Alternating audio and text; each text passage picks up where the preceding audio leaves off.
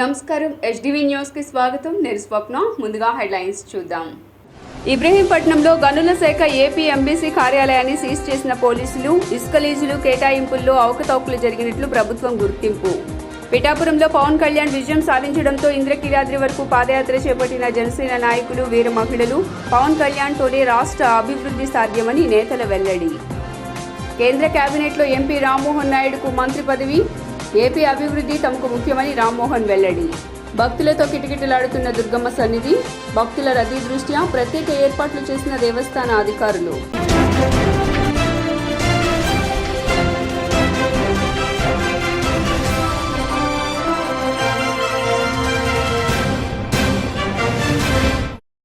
ఇక డీటెయిల్స్ చూస్తే ఇబ్రహీంపట్నంలో గనుల శాఖ ఏపీ ఎండీసీ కార్యాలయం సీజ్ చేశారు.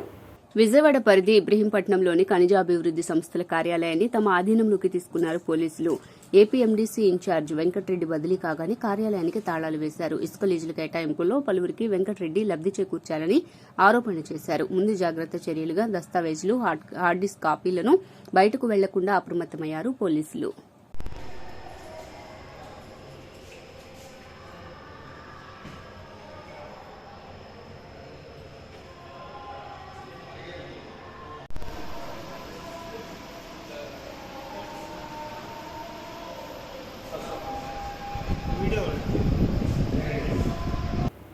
మంగళగిరిలో జనసేన పార్టీ కేంద్ర కార్యాలయం నుంచి వీర మహిళలు, జనసేన నాయకులు పాదయాత్ర చేపట్టారు.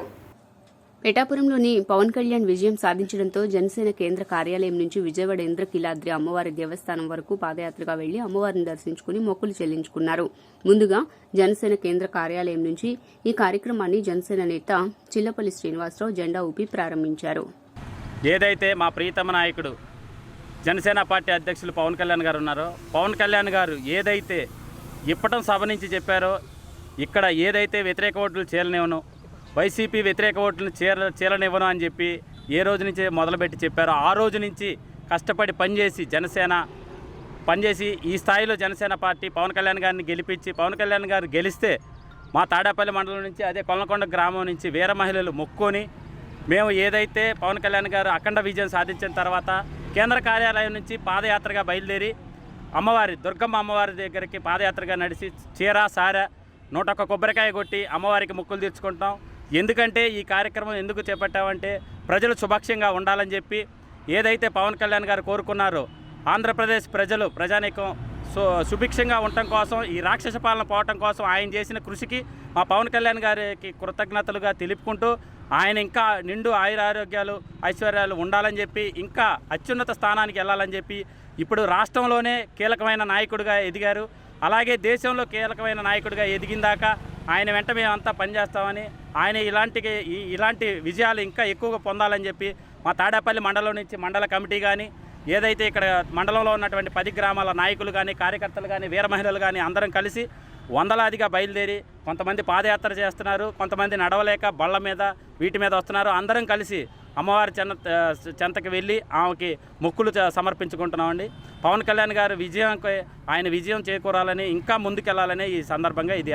కేంద్ర క్యాబినెట్లో చేరడానికి తాము ఎలాంటి డిమాండ్లు చేయలేదని శ్రీకాకుళం టీడీపీ ఎంపీ కింజరపు రామ్మోహన్ నాయుడు వెల్లడించారు. ఏపీ అభివృద్ధే మాకు ముఖ్యమన్నారు. చాలా సమయం తర్వాత టీడీపీకి కేంద్ర మంత్రి పదవి దక్కింది. కేంద్రంతో సఖ్యతే మాకు ముఖ్యం. మా మధ్య దృఢమైన సంబంధాలున్నాయి కాబట్టి చర్చలు జరిపిన తర్వాతే ఏదైనా నిర్ణయాలు తీసుకుంటామన్నారు. రిజర్వేషన్ల అంశంలోనూ మా ఆలోచనలో మార్పు లేదని స్పష్టం చేశారు.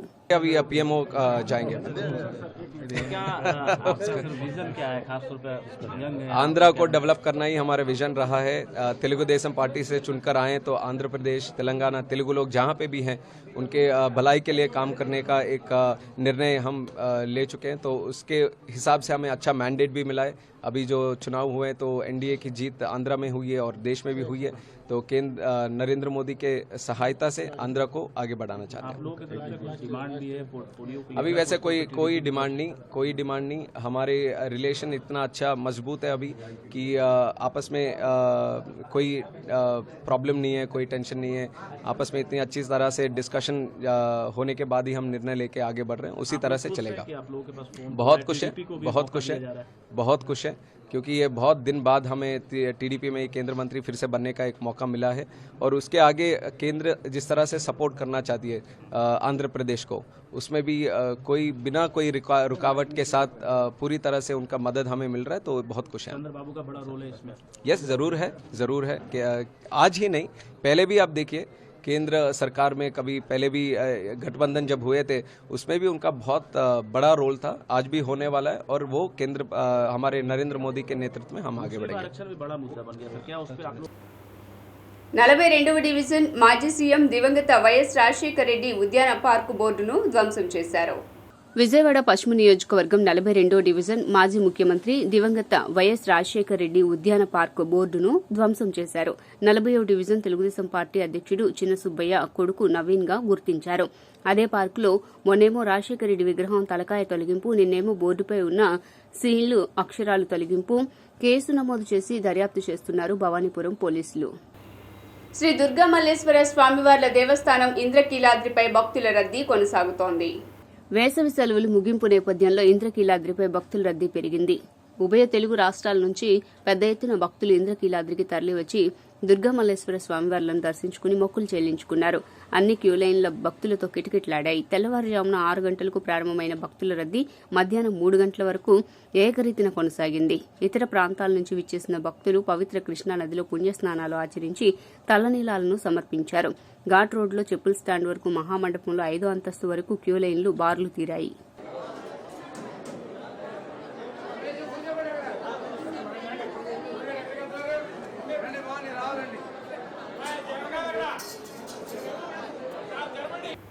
ఏపీ కేబినెట్ కూర్పుపై టీడీపీ అధినేత చంద్రబాబు దృష్టి సారించారు.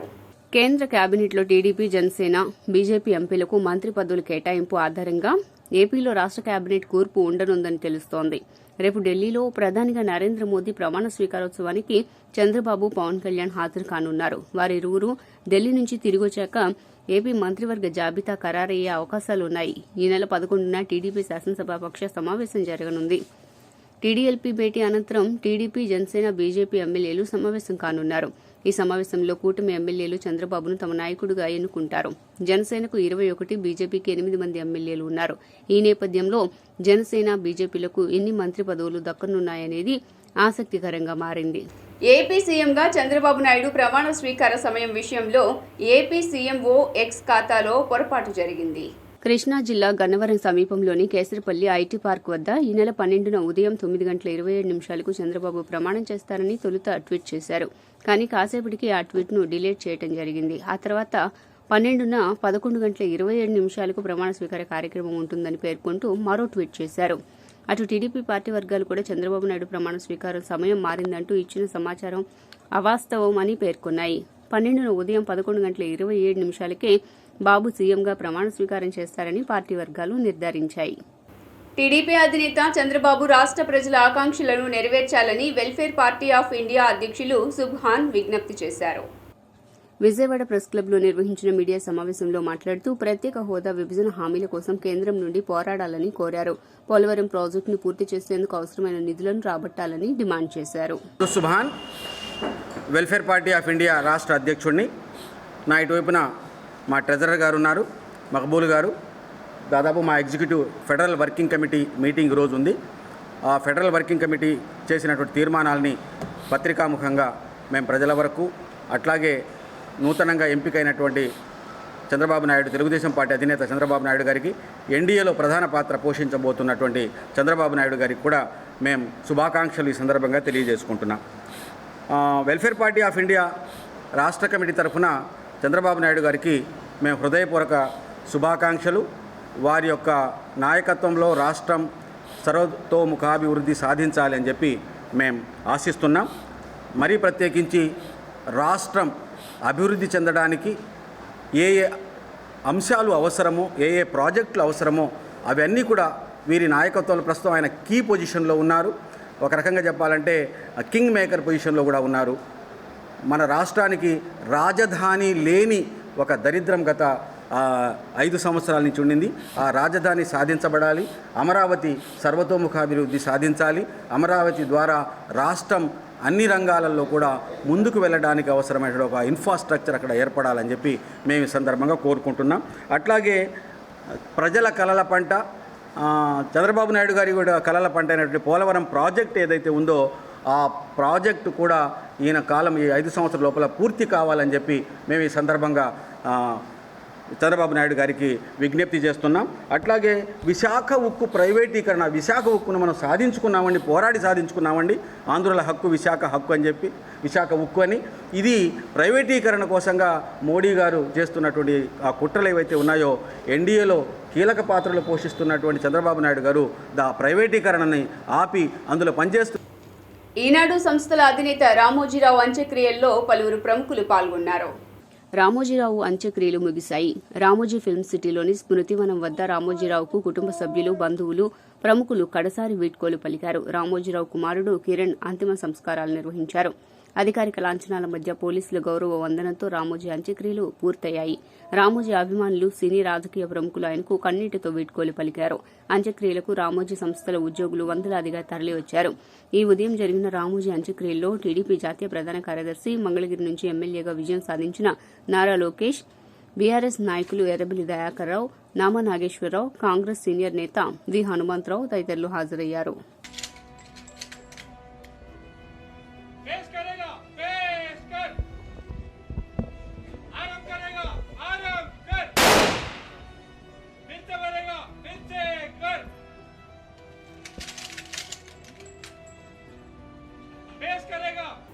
కొడాలి నాని ఇంటిపై దాడి కేసులో పోలీసులు కేసు నమోదు చేశారు. అయితే మాజీ మంత్రి కొడాలి నాని ఇంటిపై పలువురు దాడికి యత్నించిన విషయం విదితమే. మాజీ మంత్రి కొడాలి నాని ఇంటి వద్దకు వెళ్లి కోడిగుడ్లు విసున్న ఘటనలో పలువురు టీడీపీ శ్రేణులపై పోలీసులు కేసు నమోదు చేశారు.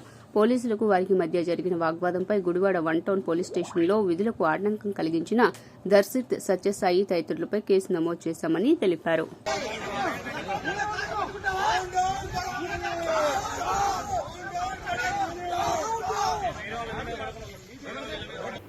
స్మృతివనం వద్ద రామోజీరావుకు టీడీపీ అధినేత చంద్రబాబు నాయుడు నివాళులర్పించారు. ఫిల్మ్ సిటీలోని నివాసం నుంచి ప్రారంభమైన అంతిమయాత్ర రామోజీ గ్రూప్ సంస్థల కార్యాలయాల మీదుగా స్మారక కట్టడానికి చేరుకుంది. అంత్యక్రియలకు తెదేపా అధినేత చంద్రబాబు హాజరయ్యారు. స్మృతివనం వద్ద నివాళులర్పించిన అనంతరం రామోజీరావు పాడెమోశారు. వివిధ రాజకీయ పార్టీలకు చెందిన నేతలు, సినీ ప్రముఖులు, రామోజీ గ్రూప్ సంస్థల సిబ్బంది పెద్ద సంఖ్యలో హాజరయ్యారు. సీఎం ప్రమాణ స్వీకార కార్యక్రమంపై సీఎస్ సమీక్ష నిర్వహించారు. ఈ నెల 12న ఆంధ్రప్రదేశ్ రాష్ట్ర ముఖ్యమంత్రిగా ఎన్ చంద్రబాబు నాయుడు గన్నవరం విమానాశ్రయం సమీపంలో ఏర్పాటు చేస్తున్న సభలో ప్రమాణ స్వీకారం చేయనున్న నేపథ్యంలో విజయవాడ సీఎస్ క్యాంపు కార్యాలయంలో ప్రభుత్వ ప్రధాన కార్యదర్శి నీరబ్ కుమార్ ప్రసాద్ ఏర్పాట్లపై అధికారులతో సమీక్షించారు. ఈ సమావేశంలో సీఎస్ నీరబ్ కుమార్ ప్రసాద్ మాట్లాడుతూ ఈ ప్రమాణ స్వీకార కార్యక్రమానికి ప్రధానమంత్రి నరేంద్ర మోదీ, రాష్ట్ర గవర్నర్ సహా పలువురు ఇతర ప్రముఖులు హాజరు కానున్నారని, కావున కట్టుదిట్టమైన ఏర్పాట్లు చేయాలని సంబంధిత శాఖల అధికారులను ఆదేశించారు. వార్తలు ముగించే ముందు హెడ్లైన్స్ మరోసారి. ఇబ్రహీంపట్నంలో గనుల శాఖ ఏపీ ఎంబీసీ కార్యాలయాన్ని సీజ్ చేసిన పోలీసులు. ఇసుక లీజులు కేటాయింపుల్లో అవకతవకలు జరిగినట్లు ప్రభుత్వం గుర్తింపు. పిఠాపురంలో పవన్ కళ్యాణ్ విజయం సాధించడంతో ఇంద్రకీలాద్రి వరకు పాదయాత్ర చేపట్టిన జనసేన నాయకులు, వీర మహిళలు. పవన్ కళ్యాణ్తోనే రాష్ట్ర అభివృద్ధి సాధ్యమని నేతల వెల్లడి. కేంద్ర కేబినెట్లో ఎంపీ రామ్మోహన్ నాయుడుకు మంత్రి పదవి. ఏపీ అభివృద్ధి తమకు ముఖ్యమని రామ్మోహన్ వెల్లడి. భక్తులతో కిటకిటలాడుతున్న దుర్గమ్మ సన్నిధి. భక్తుల రద్దీ దృష్ట్యా ప్రత్యేక ఏర్పాట్లు చేసిన దేవస్థాన అధికారులు. ఎస్డీవీ న్యూస్ ఇంతటితో సమాప్తం. తిరిగి వార్తల్లో మళ్ళీ కలుద్దాం. అంతవరకు సెలవు. నమస్కారం.